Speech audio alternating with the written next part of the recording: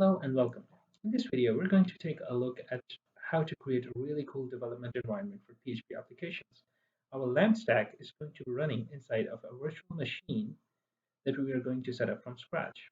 And then we are going to be coding and testing the application on our Windows machine,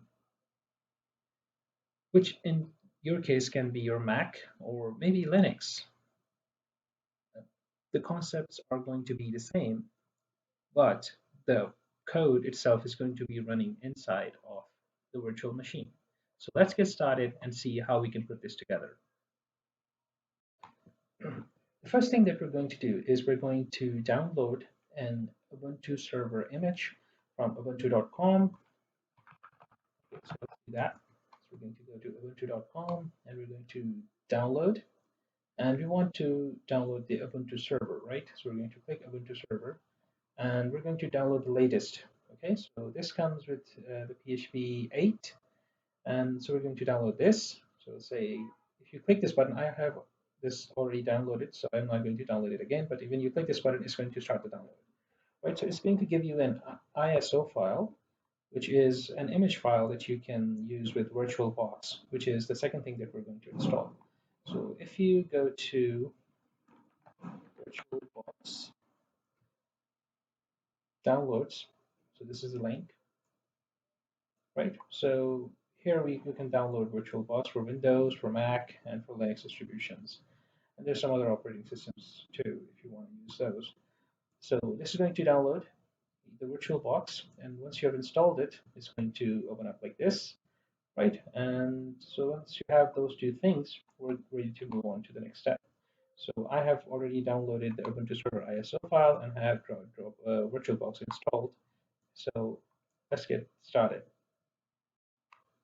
Okay, so the first thing that we're going to do is we're going to create a new virtual machine. So in VirtualBox, what you can do is you click New, and you type the name of the virtual machine that you want to create. So I'm going to name it something like Ubuntu 22.04, and I would like to put the version of the PHP in there.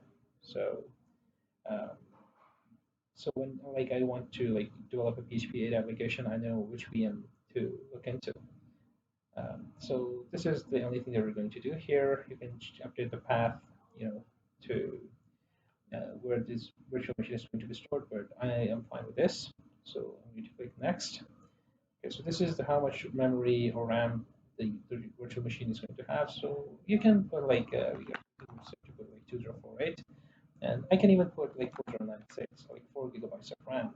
And I think this is a good number. But if you have like an 8 GB of RAM, then you can use like two.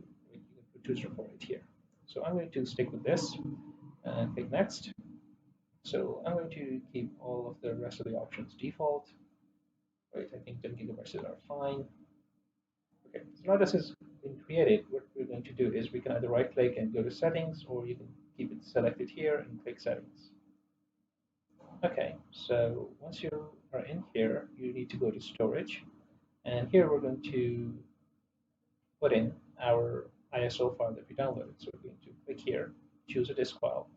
And I have this ISO file downloaded in my downloads folder. So I'm going to select this, click open, and you see the images set here successfully. Click OK, and now we're ready to boot up our virtual machine. So while having this selected here, we can click Start, or we can just right click and go to Start here. Right, so let's click Start, and it's going to boot up the VM.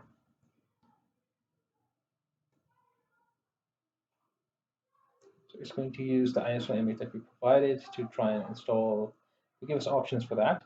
So it's like, booting from CD-ROM. So we're going to say try and install Ubuntu server to maximize the window.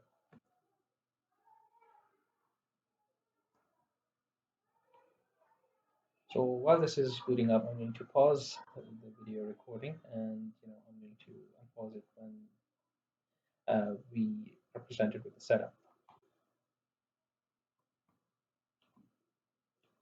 Okay, so I think it's almost done.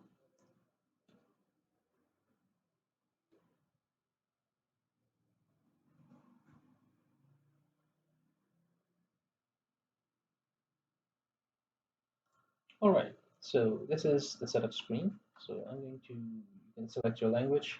So I'm going to keep it English, and the variant is English US. I think that's okay. So I'm going to stick with the default settings here. I'm going to mention where we're going to make a change, and I'm pressing enter, by the way, to move, move to the next screen. So this is the done in the green color. There's a selected option, and when you click enter, it's kind of clicking on it. So this is the mirror address. I'm going to click done here as well. But for you, I'm in Pakistan, so it's saying that pk.archive. For you, it may say something different. You just need to press enter here. Okay, so this is fine too. I'm going to press the down key to go to done. Select by pressing enter, and let's press enter again. Bring it down. Select continue. Press enter. Okay, so here I'm going to type in my name. So this is your full name, not your username. So I'm going to press tab to go to the next field, and I'm going to type stack. That's the name of my channel. Press tab. So this is the username. So I'm going to use my first name as my username. For password, since this is just a local development environment, I'm going to use 1, 2, 3, 4, 5, 6, 7, 8, 9. The same password. Press the down key. Go to done. Press enter. And yes, we do want to install the OpenSSH server, so I'm going to press tab to mark it. And we don't want to import the SSH identity, so I'm going to press down and press enter. And we don't want to install anything here, so I'm just going to go and press highlight done, press enter, and then it's going to start the setup. So now this is installing the Ubuntu server on our virtual machine. Now, please note that this is just a one-time step, so we're not going to have to do this every single time when we want to boot up our VM. We're just going to click start. Like, we're going to come here, we're going to click start, and it's going to come back to us like in 1 minute or maybe less. So this is going to complete the setup, and I'm going to pause the video, so and come back to it when it's done. So it has done installing. So what we can do now is click on reboot now, and it's going to, I think it's going to prompt us to remove the installation medium, which in this case is the ISO image. But if we go into devices, there is no. I think it tries to remove it on its own, and if it can't, it tells you to remove it. Or maybe even if it can, because in this case it did remove it, but it's saying like please remove the installation medium. So this is a virtual machine, so not everything is, because maybe the scenario is that it ejects its drive and it is telling me to remove the medium, right? So we don't have like a drive, so that could be it. So I'm going to press enter here because there is no installation medium anymore.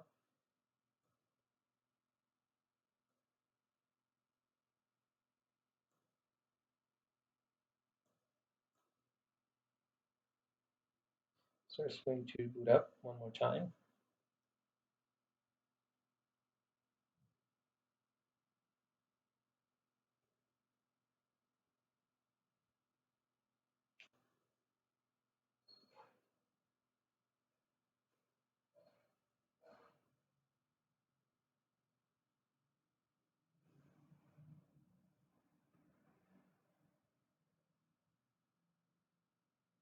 All right. So now it's asking us for login. And yes, just let's enter a few times if the buffer gets full. So you're going to get this. So let's go to screen now. So the login, for the login, we're going to use the name, the username, which I use my first name for. So press enter. The password is 34567 and we're in. We're inside our Ubuntu server. But I don't want to, run all my commands here, right? So the L part of our LAMP stack, which is the Linux installation, is done. But everything else that we're going to do, we're going to use this git bash terminal from outside of the VM, right? So what we need to do here is essentially need to SSH into our virtual machine. So in order to do that, first we need to define a port and forward that port onto the 22 port of the virtual machine. So basically, all that jibber jabber means is that we're going to actually let me just walk you through it. We're going to click settings like we did for adding the ISO file. So we're going to this time we're going to network tab. We're going to click on advanced and then we're going to say port forwarding. Right. So we're going to add a new rule. We'll say SSH. You can name anything you want. It's just a label. We're not going to provide anything for host IP and guest IP. And for host port, let's say that we want to, when we try and go to the port 2255 on our host, it should take us to the port 22, which is the port for SSH on our guest machine, right? So essentially, this is what we need to do to SSH into our virtual machine. So I'm going to say OK, and let's go back and see.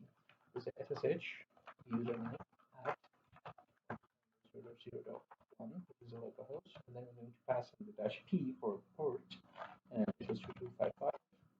Press enter. Oh, I think what was the name of the port? I think I typed the port wrong, so it's 2255. So that's correct. Okay, so I think I do need to click OK so in order for the change to take effect. So if you do this, so it's going to say, are you sure you want to continue connecting? Type this, and here we are. So it's asking us for password, which is 3, 4, 5, 6, 7, 8, 9, and we're in, right? So we're inside our Ubuntu VM. So now what we want to do is we want to install Apache. So in order to do that, we need to say sudo apt install Apache 2. So this is the command to install Apache Ubuntu server. And when it's, which prompts you, do you want to continue? You just and the Y is capitalized, which means that Y is the default. So if you don't type Y or N, you just press enter. It's going to take the default, which is in this case yes.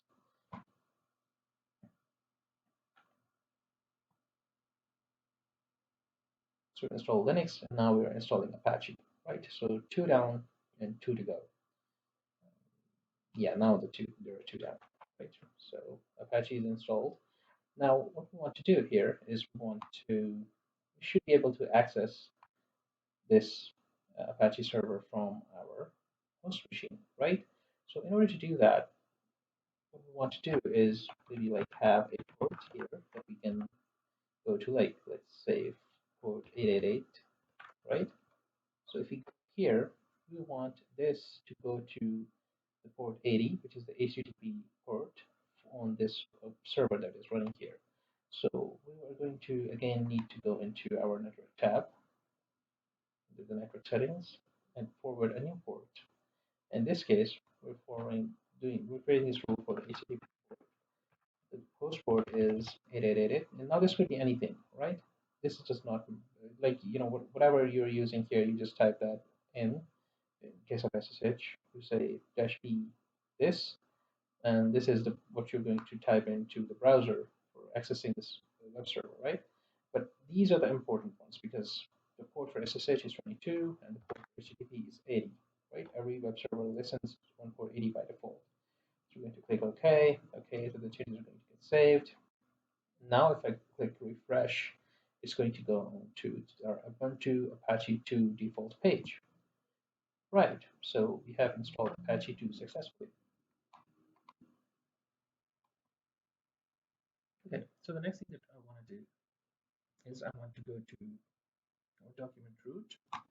Now if you take a look at this page, it says that this file is being served from var www html index.html, right? So we're going to go to that folder, see it.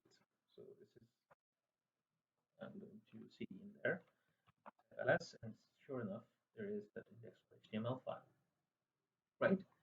So But if I try and change this file, so maybe like I want to rename it, so let's say index.html to index-old.html. So if I want to do this, it's going to say permission denied, cannot move, permission denied. So basically what it is, the problem is, if you do ll, it's going to show us that dot, which means the current directory var.html, is owned by the root user, right? And we are currently logged in as this user. Now, what we want to do, like this is the document root, right? So we want to be able to create files here, and like we want to do programming. We want to create folders, create files, create projects, and we should be able to write to this folder, right? So we want to change the owner of this folder, right? And there's a simple command for that, and we need to use sudo chown, which is for change owner, and we want to do this recursively. And dash capital R, this is for recursive. It's going to change the owner of every folder inside of this folder and subfolders and all the files, which in this case does not make sense, right? Because we only have an empty folder with a file index.html, but it's a good habit to put this flag when want to change the owner of a folder. Okay, so we're going to put, this is the group and this is the username. So we are going to put this as our group and this is as our username, right? And the yeah, in the end, we want to specify for which folder are we running this command. Okay, which folder's owner are we trying to change to this user, and which is the current folder. And to represent the current folder, we use the dot for the period, right? And so press enter, not press ll. It says that the owner of this folder dot is Mubashir, and for the index.html file that was inside of it. Now this is what the recursive tag did. You change the owner of that too. Now, when you wanted to move index to index2.html, we can. So if you take a look here, and if you go here, it shows that there's an index2.html file, right? So we go here, it's going to open up, right? So this is looking good, yeah. Okay. So the next thing that we want to do is we want to install MySQL, right? Because in a LAMP, there's Linux, there's Apache, and the next thing is the MySQL server. So in order to do that, we're going to run a SQL command, which is sudo apt install MySQL and server. And we're going to, again, we can either type Y or we can just press enter because yes is the default option. Okay, so it's 242 MB and it has slow connection, so I'm going to pause the video again. Okay, so this is almost done installing. Okay, so now it's done. Okay, so what we're going to do now is we're going to create a user because we don't want to use the root user. Okay, it's not a good practice. And when you install MySQL, and I think post 14.04, you cannot, the root user comes with a, auth socket. I think if I'm not um, saying that incorrectly, it's the authentication type. So you cannot use a password for the root user until unless you go into the configuration and change it to from auth socket to MySQL native password. So the best approach is to create a new user and assign the privileges, all the privileges to that user. So that's what we're going to do. Right, so we're going to go into our MySQL shell by using sudo MySQL command, this one, right? And now we're inside the MySQL shell. So we're going to create the new user by the following command. So let's say create user, and I'm going to name this user app user at localhost and identify it with, and this is the plugin, let's say MySQL native password, because we want to use the password for this user, right? And by, and this is the password that we want to set.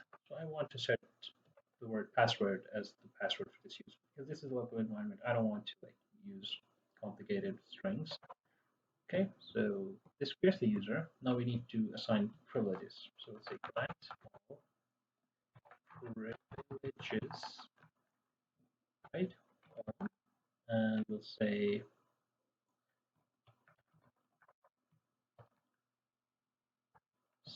star dot star two, and we're going to type in at user again at localhost with grant. So this is what you need to type. Like, this is the name of the user if you want to change this, and this is the password. Rest of the thing and everything else we just say the same. And this is also the name of the user. So just press enter, and we're good to go. So if I like get out of this shell by pressing Control D, okay, I'm back in my VM shell, and I can actually log in as that user. It's MySQL-u app user -p password, right? And we're now inside our MySQL shell again, but this time we logged in as app user, so the root user, right? And you can see this warning here: using a password on the command line interface can be insecure. So in order to get rid of that, what it means is basically you don't type the password, so you just indicate the flag, and it just prompts you for the password. So I'm going to type the password here, so nobody can see it. Press enter, and now that warning is gone. So this is just to let you know that you can get rid of this warning. Okay, let's press Control D again to get out of it. I still press it twice, so it got out of the shell again. So no worries, we can actually log back in by running the same command. So let's see, at 127.0 account. So 127.0.1, and the port is 2255. Got it. 34569. Press enter and back in. Right, so we have MySQL installed. Now, the last thing that we want to install is PHP. So let's just have install PHP. Password. So press enter. It's going to download PHP. It's only 21 MB, so it shouldn't take that long.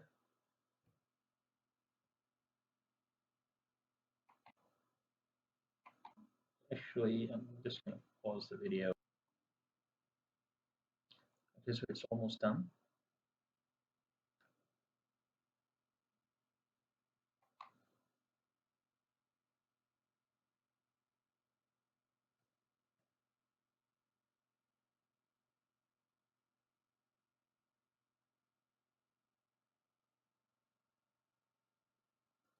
All right.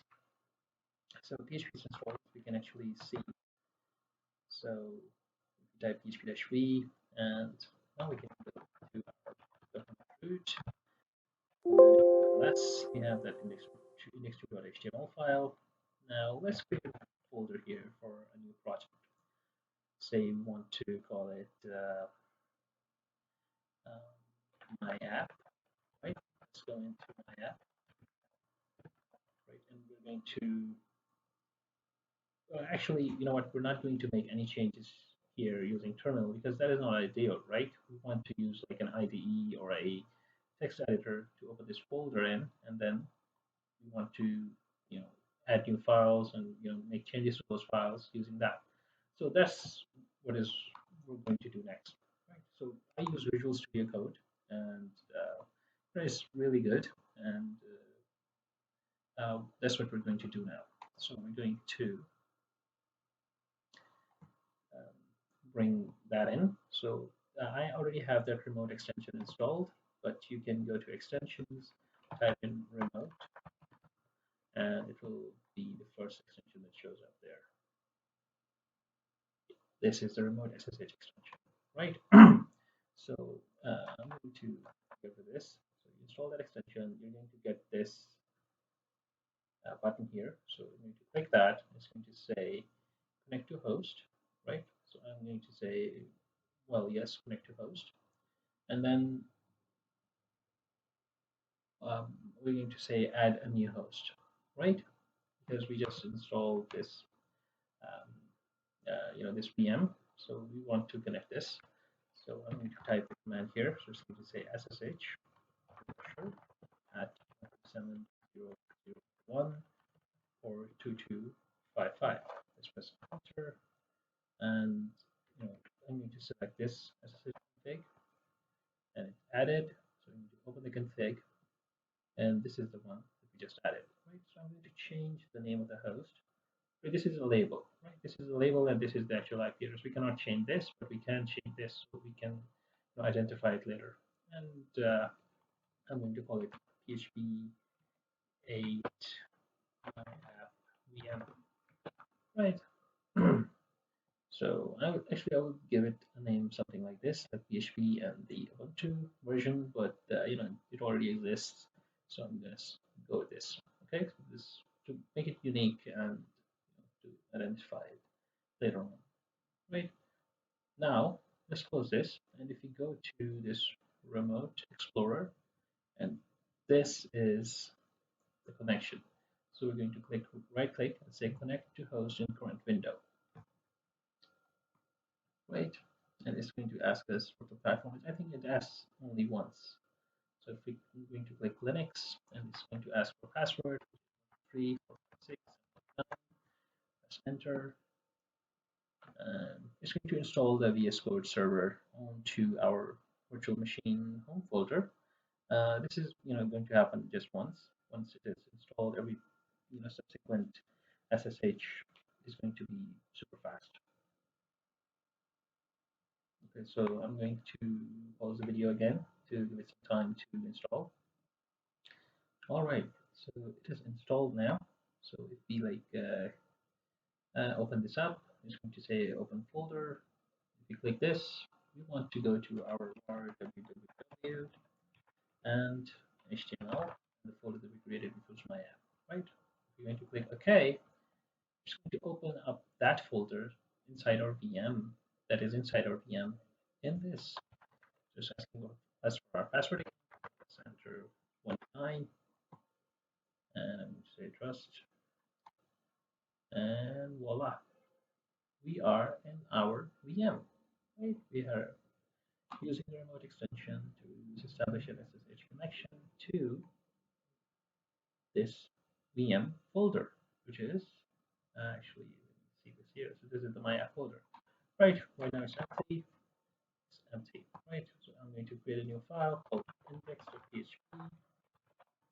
Right. And if I go here now and type this, sure enough, there is that index.php file. So they're like completely in sync, and it's working amazing. Right. So what I'm going to do, I'm going to do like a hello program, hello world, save, and let's go to my app, hello world. Amazing. Right. So it's working. Okay. So let's go ahead and create a new file here to test our database connection, right? So I'm going to create db.php, and I have this boilerplate code here, so I'm going to use this. So the server name is this. If that's fine. Database, we can stick with this. Test db. User is app user. Password is password. Okay, so create the connection failed, blah blah blah. Okay, so we need to create this database first. Let's see, because we're going to hit an error right here. Actually, we're going to hit quite a few errors, and then we're going to resolve it. And while doing that, we're going to do some configurations, okay, to have like better error reporting for our local environment, which is, because this is a local environment, right? It should be optimized for error reporting and debugging, right?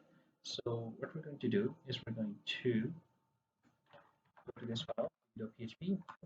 We get this page isn't working, and we're not getting any like error, like what is wrong with it, right? So what we're going to do now is we're going to actually first let me show you how you can check Apache error logs. Okay, so in an Ubuntu server, the logs are in. We're going to use the tail command. So if you don't know what the tail command is, it shows you the last few lines of a file. But if you type in -f, it becomes really powerful. It shows you the last lines of a file, but if the file updates while this command is running, it's going to starts rolling up, and it's going to keep showing you the tail of that file, right? So I'm going to say tail-f var log apache2 and error.log. So this is the error. In order to make this is the error, what I'm going to do is I'm going to enter. Actually, I don't think we can do this in the bash, right? So this is the error actually.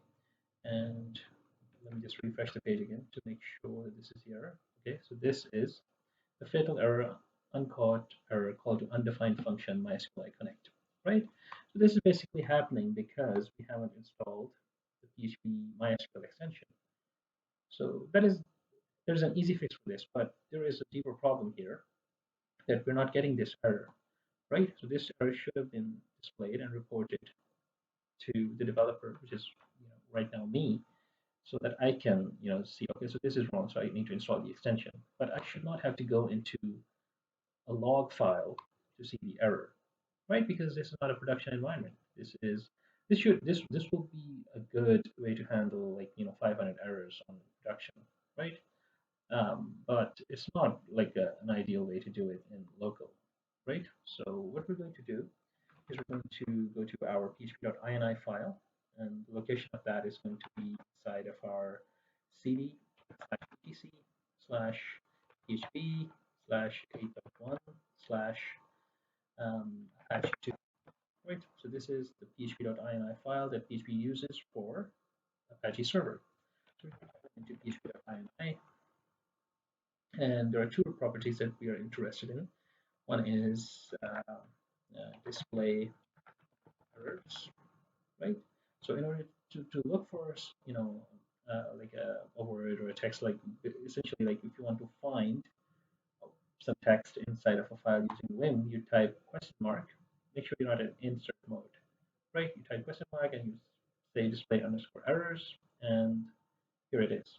So what you're going to do is we're going to change it from off to on, okay?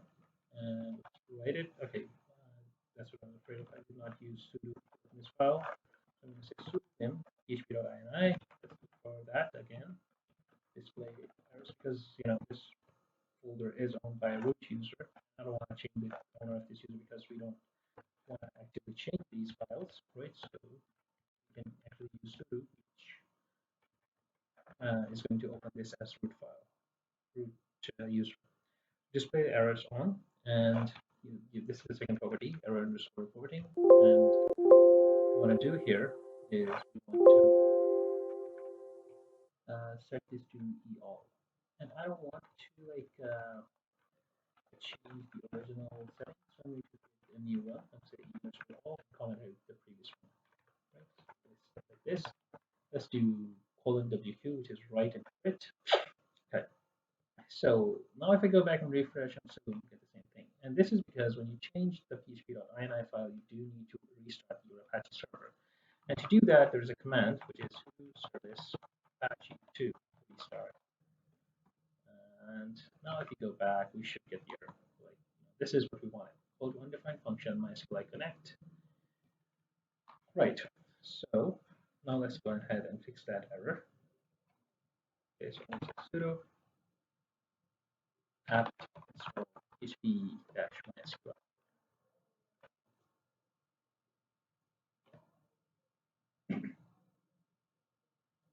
So it's a really small extension, so it shouldn't take too long.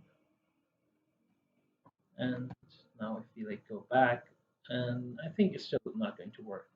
And I think I know why. Because it's not working because we haven't, when you install an extension, you have to do the same thing. You have to restart your Apache servers for it to have the updated PHP with its extension, right? So let's run that again. So if I like do key, is cycle through the recently executed commands. This is the command we want to run again. Press enter, and if you like to refresh, so saying uncaught MySQL exception unknown database test envdb. So now we want to create this database. Now, in order to do that, it's really simple. We're going to say MySQL-u app user -p, the password, which is password, and we're going to say create database. Um, stnvd, and let's do control D. So now we have created the database, and now we should get connection successful. Yeah, connected successfully. Perfect. So now we're able to connect to our database successfully. We can make changes to our files using Visual Studio Code. Okay, and we can run the application in our, host machine.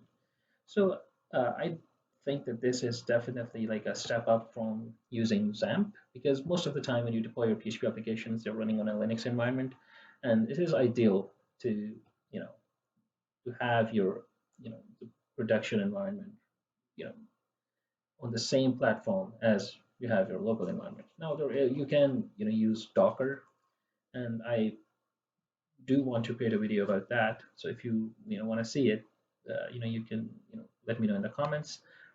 Also, we can do some more things. We can create a new, like forward a new port for MySQL, so you can access it in your, like SQL Pro, SQL Yoke, or I use dbeaver, which I think is quite good. So you can, forward ports to create a SSH tunnel and access or manipulate your database using your favorite tool. And yeah, and we can also do remote debugging using Xdebug. So maybe like we could set breakpoints here, and you know like step into you know do that kind of debugging instead of like getting error messages here. So in addition to getting error messages here. So I guess this is it for this video. If you liked it, click that like button, and please subscribe to my channel. And I will see you in the next one. And thank you so much for watching. Bye.